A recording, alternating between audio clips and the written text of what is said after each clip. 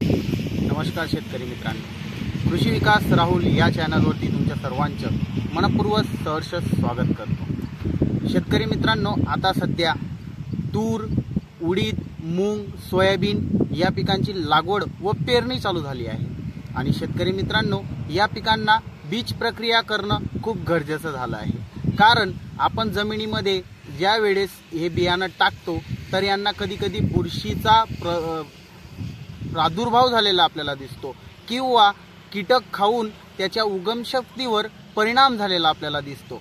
शेतकरी मित्रांनो, याच्यासाठी काय करावं? शेतकरी मित्रांनो, जर तुम्ही जेव्हा पेरणी करता त्याच्या 1 ते 2 तास अगोदर आपल्याला त्याला बुरशीनाशक किंवा कीटकनाशकाची एक बीज प्रक्रिया करणे गरजेची आहे।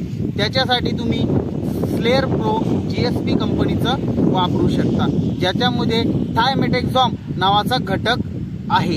आणि शेतकरी मित्रांनो, त्यासोबत तुम्ही यूपीएल कंपनीचं साप, ज्याच्यामध्ये कार्बोडेन्झिम प्लस मायकोझेप नावाचं बुरशीनाशक आहे, ते सुद्धा तुम्ही तिथं घेऊ शकता। याची तुम्हाला कम से कम 1 ते 2 तास अगोदर बियाण्याला बीज प्रक्रिया करणं गरजेचे आहे।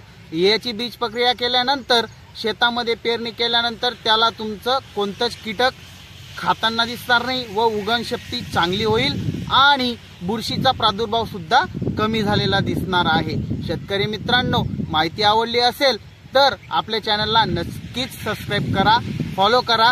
तोपर्यंत राम राम।